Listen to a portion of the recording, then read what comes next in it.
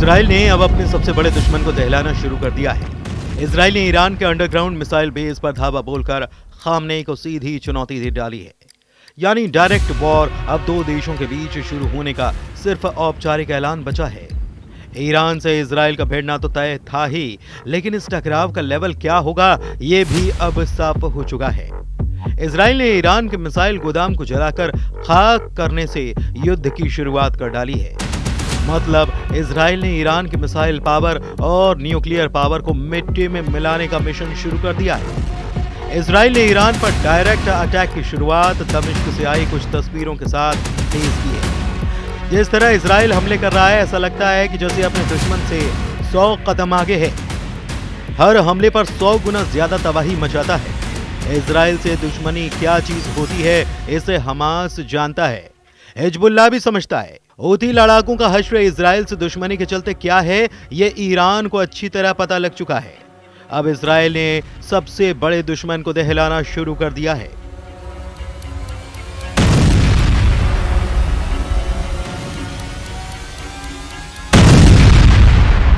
Israel ने Iran के underground missile base पर धावा बोलकर खामनेई को सीधे चुनौती दे डाली है। दमिश्क में यहूदियों के तीर्थ स्थल की जर्जर तस्वीरों ने इजराइल के गुस्से को भड़का दिया है। यहूदियों का पवित्र स्थल तहस नहस हो चुका है। धर्म स्थल की दीवारें छतें ढह चुकी हैं। यहाँ रखी गई पवित्र कलाकृतियां गायब हैं। यहूदियों के प्रार्थना स्थल के गेट पर अरबी में संगमरमर का चिन्ह है जिसमें लिखा है ये पहली बार ईसा से 720 साल पहले बनाया गया था। दमिश्क के जोब नगर के इस खंडहर की तस्वीरों ने इजराइल के क्रोध को भड़का दिया है।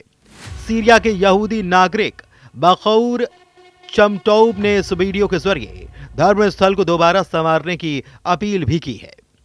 सीरिया से ईरान के लिए खतरा दिन ब दिन बढ़ता जा रहा है। इजराइल के साथ ही सीरिया में कमांडर जुलानी ने ईरान को धमकाना शुरू कर दिया है।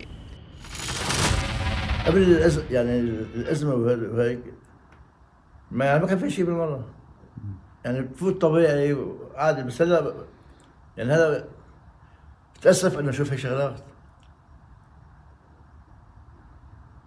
يعني بحس في نفسي انه يعني تفاجأت تكون هيك الكنيسه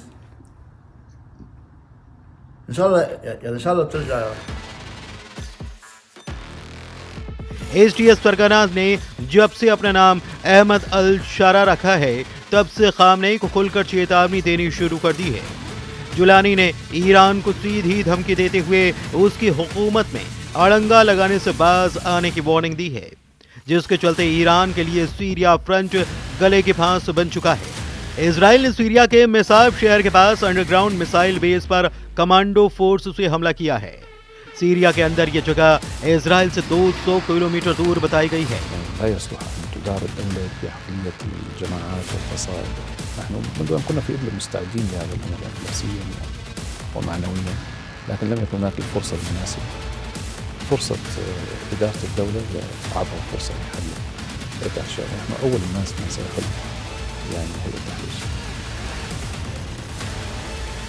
कान न्यूज की रिपोर्ट में दी गई जानकारी के मुताबिक इजराइल ने 2 अहम ठिकानों को निशाना बनाया है।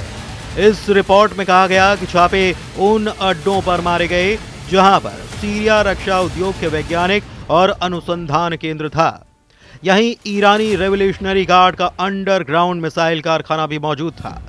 रिपोर्ट में ये जानकारी दी गई है कि इजराइल ने संयुक्त राज्य अमेरिका को ऑपरेशन के बारे में पहले ही सारी जानकारी दे रखी थी।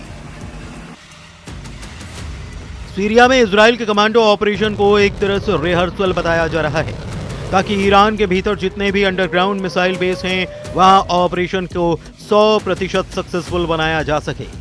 यह मिशन कब शुरू होगा, इसमें कितनी फोर्स लगेगी, क्या मोसाद एजेंट्स भी ईरान में घुसकर मिसाइल अड्डे तबाह करेंगे, इसकी अब तक सिर्फ अटकलें ही लगाई जा रही हैं।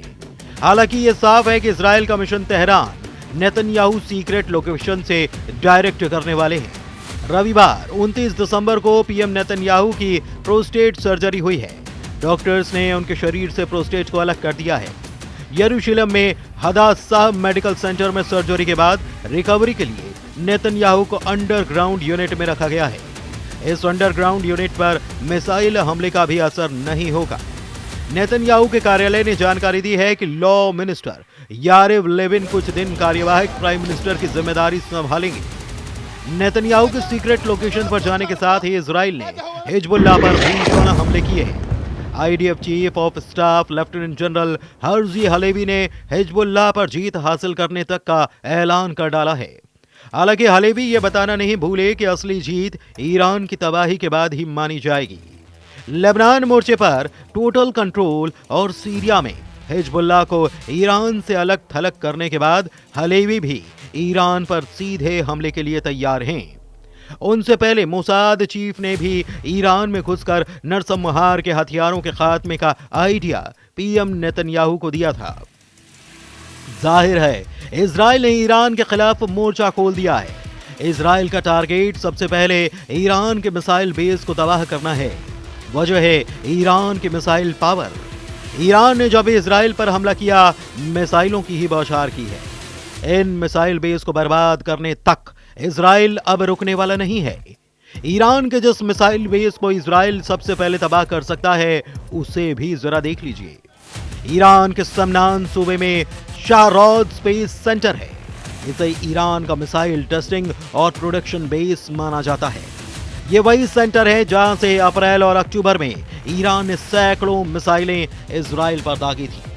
बाद में इजराइल ने जंगी जेट से बमबारी कर इस बेस को उड़ा दिया था। हालांकि ईरान ने शाहरोद सेंटर को कुछ ही महीनों के बाद से फिर से एक्टिव कर दिया। इसके साथ ही इजराइल के टारगेट पर ईरान का इलम, खुजेस्तान और तेहरान मिसाइल बेस भी है।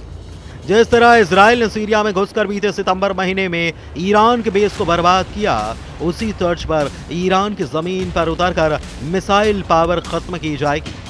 मिसाइल पावर के खत्म होते ही रेवोल्यूशनरी गार्ड की ताकत आधी रह जाएगी। ईरान सिर्फ मिसाइल के दम से इजराइल को युद्ध में हराने का दम भरता है और इसीलिए नेतन्याहू ने मिशन तेहरान ऑन किया है, जिसके तहत ईरान की मिसाइलों को कबाड़ में बदलकर उसे परास्त किया जा सके।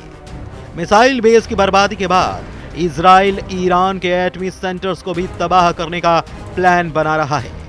यानी युद्ध को जितना भी टालने की कोशिश की जा रही है, उससे उलट इजराइल युद्ध भड़काकर दुश्मनों के सफाए में लगा हुआ है।